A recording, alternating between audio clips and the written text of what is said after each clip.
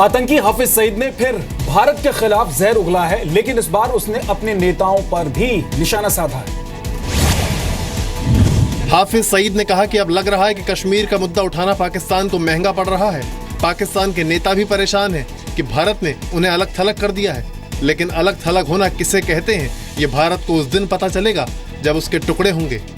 और मसला तो इनका है जो यहाँ इस्लामाबाद में बैठे, जो पार्लियामेंटों में जाके बैठे हैं, जिनको तुमने वोट दे दे के अपनी नुमाइंदगी के लिए भेजा हुआ, ये बेचारे परेशानी का बायस। ये हैं असल रुकावटें। क्यों? इन्होंने देखना अमेरिका की तरफ, इन्होंने देखना जी मगरिब जी तनहा हो गए, जी तनहा हो गए, और ज़रा कश्मीर को आज़ाद हो लेने दो। इंशाल्लाह इंडिया तन्हाई क्या होती है, और इंडिया टुकड़ों में बट के इंशाल्लाह इसकी हैसियत ख़त्म हो जाएगी। आतंकी हाफिज सईद लश्कर ए तैयबा का प्रमुख है। साल 2008 में मुंबई आतंकी हमले में लश्कर ए तैयबा शामिल था। साल 2005 में संयुक्त राष्ट्र ने आतंकी संगठन लश्कर ए तैयबा पर प्रतिबंध लगा दिया था। 2001 में अमेरिका और ब्रिटेन ने भी लश्कर ए तैयबा पर बैन लगाया था। सेना की सर्जिकल स्ट्राइक से बौखलाए आतंकी हाफिज सईद ने 30 सितंबर को खुलेआम एक मंच से जी न्यूज को भी धमकी दी थी। गुजरात एटीएस को बड़ी कामयाबी मिली है। कच्छ से 2 पाकिस्तानी जासूस गिरफ्तार किए गए हैं। गिरफ्तार किए गए पाकिस्तानी खुफिया एजेंसी के एजेंट्स का नाम मोहम्मद आलाना और दूसरे का सुफरा सुमरा है। सूत्रों के मुताबिक मोहम्मद आलाना को आईएसआई हनी ट्रैप का शिकार बनाकर उसका इस्तेमाल कर रही थी। आईएसआई ने 17 साल की पाकिस्तानी लड़की रजिया को हनी ट्रैप के तौर पर इस्तेमाल किया। सुमरा बीएसएफ रेजिमेंट की अंदरूनी जानकारी जुटाता था। इनको पकड़ के इंट्रोगेशन किया तो हमको पता चला ये दोनों बंदे थे जो इंडियन आर्मी की मूवमेंट के बारे में काफी इंफॉर्मेशन थी वो शेयर कर रहे थे। मोहम्मद आलाना 4 बार आधिकारिक तौर पर पाकिस्तान जा चुका है। दोनों आईएसआई एजेंट आर्मी स्टेशन और बीएसएफ से जुड़ी जानकारियां सीमा पार पहुंचाते थे। सूत्रों के मुताबिक आलाना और सुमरा को जानकारी देने के एवज में बड़ी रकम दी जाती थी। तलाशी के दौरान एटीएस को एक पाकिस्तानी सिम कार्ड और मोबाइल फोन मिला है। पिछले साल भटिंडा एयरफोर्स स्टेशन पर तैनात बीएसएफ जवान रंजीत केके को भी आईएसआई के लिए जासूसी करने के आरोप में गिरफ्तार किया गया था। मुस्लिम पर्सनल लॉ बोर्ड ने कहा है कि यूनिफॉर्म सिविल कोड इस देश के लिए सही नहीं है और वो लॉ कमीशन का बहिष्कार करेगा। मुस्लिम पर्सनल लॉ बोर्ड ने कहा कि मोदी सरकार अपनी 2.5 साल की नाकामी छुपाने के लिए जानबूझकर यूनिफॉर्म सिविल कोड के मुद्दे को हवा दे रही है। नई जंग छेड़ दी है मोदी साहब ने इस मुल्क में, और सरहद तो संभल नहीं रहा है, माफ कीजिएगा, और सूरत हाल ये है कि अंदरूनी जंग के लिए फिजा तैयार की जा रही है। कॉन्स्टिट्यूशन ने हम सब लोगों को अपने मजहब की बुनियाद पर जीने, प्रैक्टिस करने, रस्म व रिवाज को कायम रखने की गारंटी दी है।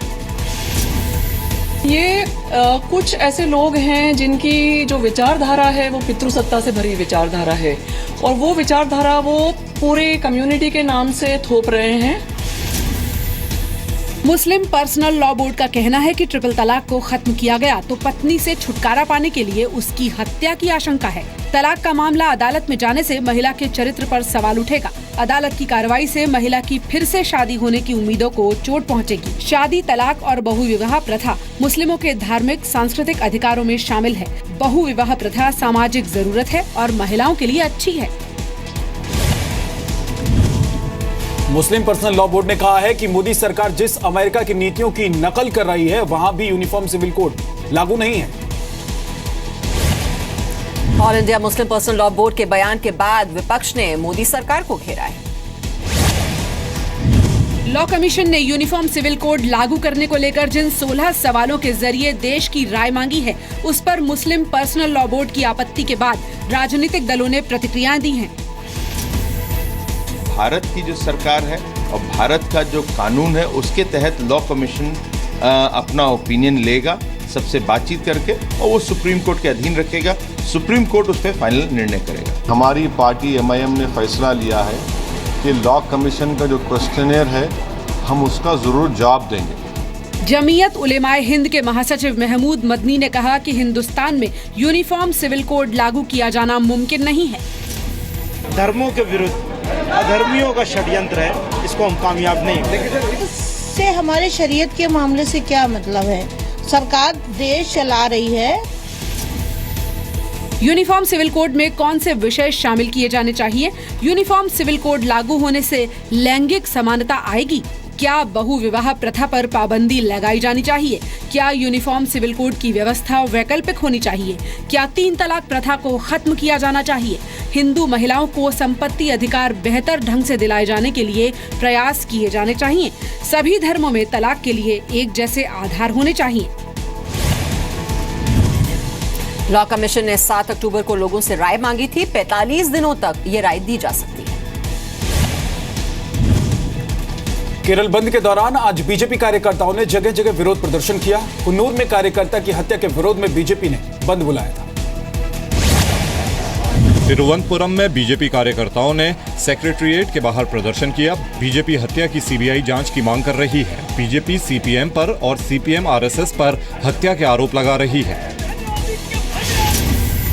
253 से ज्यादा वहाँ राजनीतिक मर्डर हुए हैं और हमारे लोगों के मर्डर हुए हैं, क्योंकि कम्युनिस्टों की एक सोच है कि वो अपनी विचारधारा के आगे किसी दूसरे को स्वीकार नहीं करते। ये असहिष्णुता की पराकाष्ठा है। आरएसएस का जो योजना है, ये योजना जब तक कम्युनिस्ट को खून करने का योजना वो बंद नहीं करेगा, वहाँ ये परिस्थिति चलता रहेगा। दुर्भाग्य से मार्क्सवादी कम्युनिस्ट पार्टी की सरकार और पार्टी दोनों ही हिंसा की संस्कृति को आगे बढ़ा रही है। केरल के सीएम पिनराई विजयन के गृहनगर कन्नूर के पिनराई गांव में कल 25 साल के बीजेपी कार्यकर्ता प्रेनित की हत्या कर दी गई थी। 2 दिन पहले कन्नूर में सीपीएम के कार्यकर्ता मोहनन की हत्या हुई थी। केरल में राजनीतिक हत्याओं का लंबा इतिहास रहा है। केरल में पिछले 3 दशकों में करीब 200 राजनीतिक हत्याएं हुई हैं। 2011 से 2016 के बीच 30 राजनीतिक कार्यकर्ताओं की हत्या हो चुकी है। केरल को सीपीएम का गढ़ माना जाता है। मई 2016 के विधानसभा चुनाव में बीजेपी पहली बार 1 सीट जीतने में कामयाब रही थी। बीजेपी कार्यकर्ता की मौत पर गृह मंत्रालय ने केरल सरकार से रिपोर्ट मांगी। जेएनयू में विजयादशमी पर रावण की जगह पीएम मोदी का पुतला फूके जाने पर बीजेपी ने सख्त ऐतराज जताया है।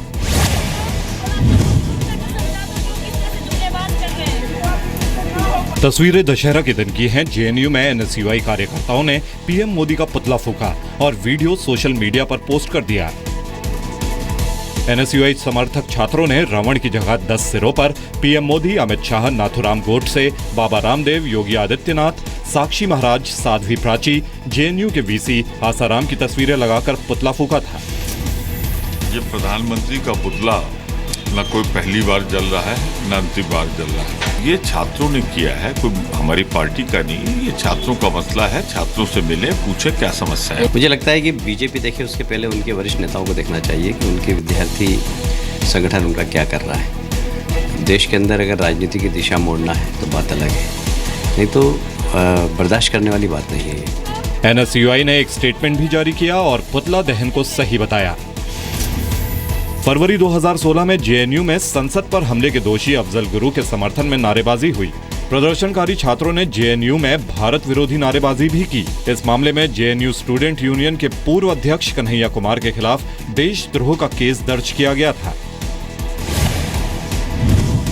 सूत्रों के मुताबिक गृह मंत्रालय ने इस मामले पर दिल्ली पुलिस से रिपोर्ट मांगी है। हरियाणा की अशोका यूनिवर्सिटी में देश विरोधी गतिविधियां सामने आने के बाद हंगामा मच गया है। विवाद केंद्र और जम्मू कश्मीर सरकार को अशोका यूनिवर्सिटी से जुड़े कुछ लोगों की तरफ से लिखी गई एक चिट्ठी से शुरू हुआ।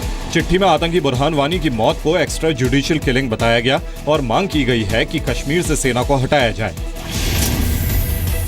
आरोप है कि ये सब लोग उस पिटीशन में साइन करने वालों में शामिल थे, जिस पिटीशन में कश्मीर में भारतीय सेना और फोर्सेस पर हिंसा करने के आरोप लगाए गए थे। आतंकी बुरहान वानी को एक्स्ट्रा जुडिशियल किलिंग में मारे जाने के आरोप लगाए थे। अशोका यूनिवर्सिटी की तरफ से जारी बयान में कहा गया है कि ये चिंताजनक है कि अशोका के परिवार के कुछ सदस्यों ने एक सार्वजनिक मंच को जटिल राजनीतिक मुद्दे पर अपने विचार रखने के लिए चुना। और उन विचारों से अशोका यूनिवर्सिटी का नाम जोड़ा। ये व्यवहार मंजूर नहीं है और इसे तत्काल रोका जाना चाहिए। 25 जुलाई को यूनिवर्सिटी से जुड़े 88 लोगों ने केंद्र और जेएनके सरकार को चिट्ठी लिखी थी। चिट्ठी में साइन करने वालों में यूनिवर्सिटी के छात्र, पूर्व छात्र, 2 स्टाफ और 1 टीचर शामिल हैं। 7 अक्टूबर को व्यक्तिगत कारण बताकर चिट्ठी में साइन करने वाले 2 यूनिवर्सिटी स्टाफ ने इस्तीफा दे दिया। साथ ही सूत्रों के मुताबिक चिट्ठी में साइन करने वाले एक असिस्टेंट प्रोफेसर से भी इस्तीफा देने को कह दिया गया है। 8 जुलाई को सेना ने हिजबुल कमांडर बुरहान वानी का एनकाउंटर कर दिया था, जिसमें उसकी मौत हो गई। झारखंड के लातेहार में एम्बुलेंस नहीं मिलने की वजह से एक महिला ने खेत में ही बच्चे को जन्म दिया। आशा नाम की इस महिला के परिवार वालों ने अस्पताल को खबर की थी, लेकिन एम्बुलेंस नहीं पहुंची। अस्पताल जाने के दौरान आशा ने रास्ते में ही बच्चे को जन्म दिया। अस्पताल को फिर खबर दी गई, तब कहीं जाकर एम्बुलेंस पहुंची।